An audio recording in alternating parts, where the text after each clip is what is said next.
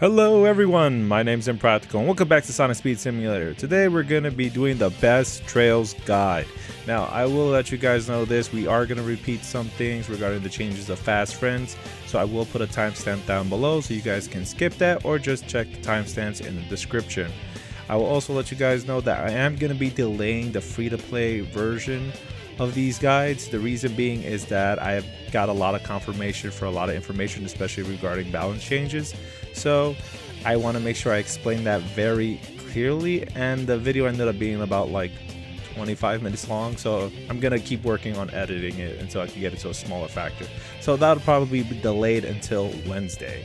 Okay, without further ado, let's just get right into the video. Alright, let's cover this update. So, a lot of you are aware of how Fast Friends operate, right? Well, the changes from this update, it's not going to be the same as it used to be. Now, a lot of you probably remember that, hey, Fast Friends used to work with trails as well, but now they don't anymore, just chows. So, it's a bit of a nerf. That's kind of incorrect. It's actually a balance. In previous versions of Sonic Speed Sim, the Fast Friends would operate by taking the main three category stats from your best chows and trails in your inventory. This created an issue with trails being prioritized over chows in order for your Fast Friends to benefit. Because of this, you ended up basically having 6 trails equipped with Fast Friends, changing the whole game and kind of making your chows useless in a sense, which again, I don't think that was the point of introducing Fast Friends. Now with the new update that ended up rolling out yesterday, our Fast Friends operate in a new way. They'll still be pulling from the main 3 stat categories, but this time they'll be only taking from the chows in your inventory. Look, the change is extremely positive, this being that your chow's natural evolutionary step is actually Fast Friends, and Fast Friends can't exist without the chows in the inventory, giving chows a higher priority, which I believe that was the intended purpose the entire time. It didn't make sense in the beginning to have trails, which is the stronger form of a chow, replace it entirely. But again, this update kind of left us in a weird spot. Now we don't know what the best chows are, or a lot of us didn't have the best chows because of all the priority going to the trails in the game. Now, trails are still important. They'll be there, to anchor your character down and boost you up. But with this, you guys will need to prioritize chows. That's right, the big 3, XP, rings, and damage. Don't worry, I learned my lesson from the last time. Here are the stats displayed on screen. Sorry for the hiccup. But yes, these are the best trails in the game so far.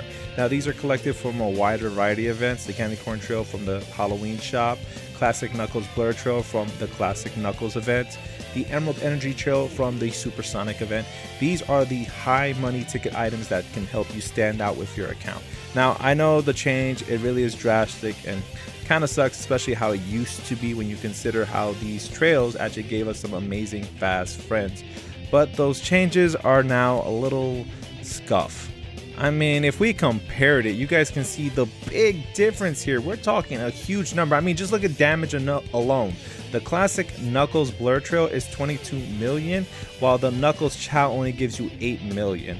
You can see why a lot of people are upset about the changes for Fast Friends, but then again, it just took away the role of chows entirely. So the correction was needed, but your trails are still there to be your big hitters either way.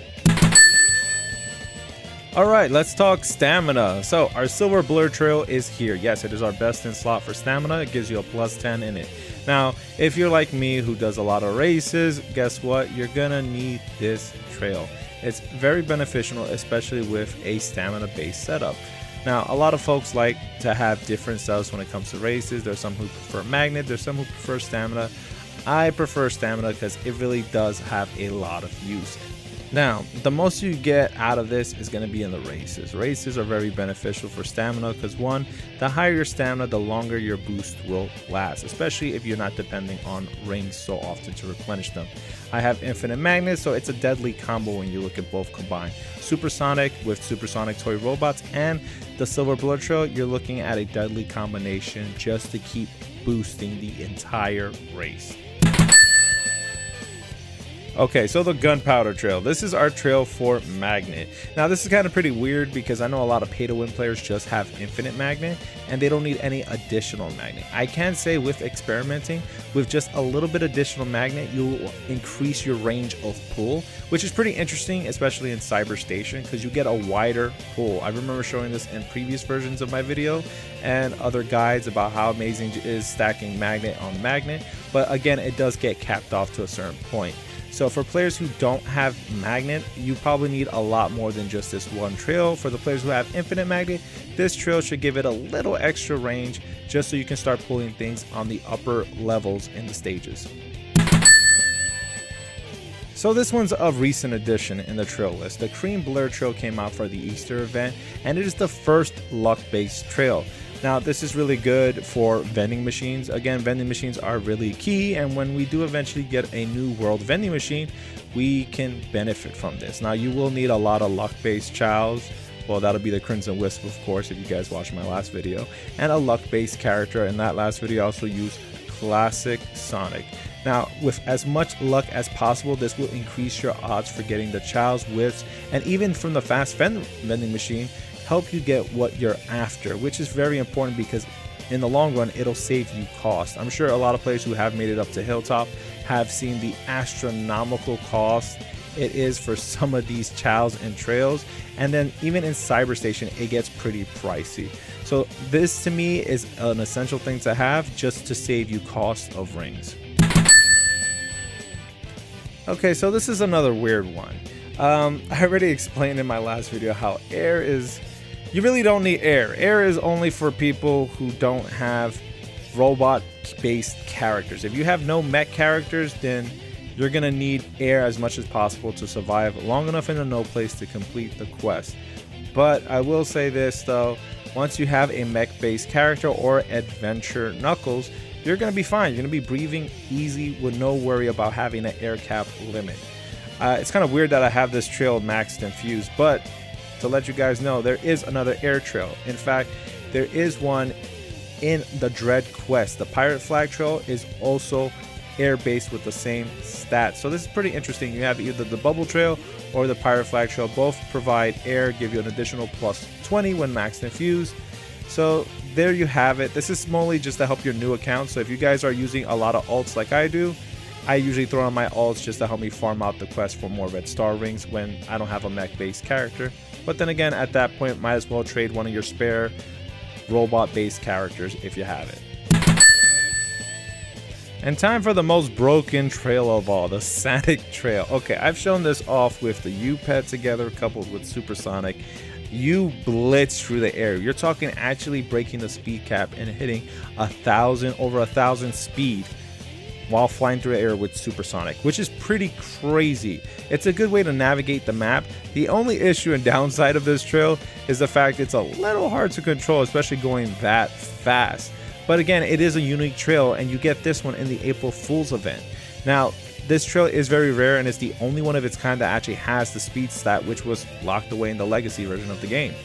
I can say that it made it a lot easier when it came to the Knuckles UGC event for me to collect it very quickly, and I heard a lot of players use this as well to help them out. So it's a pretty decent trail to have. Okay, so I could have dragged this part on, but it's going to get long enough as it is. So currently right now we have the jump stat, which was introduced with Easter Sonic when he star level 4, and also the event stat. Now, neither of these have been introduced currently in the game in a trail, so we're just left wondering what it's going to show as. Now, I would love an event trail, that would be something nice, but I don't know if they have plans for that in the future. And the jump stat is kind of a niche category. It might just be a permanent thing for only Easter Sonic, or it may come somewhere down the road, not sure how, but maybe. So of course I'll just throw these here just in case things change in the future, but then again, we don't have nothing for it, so we're only left here with some speculations on it.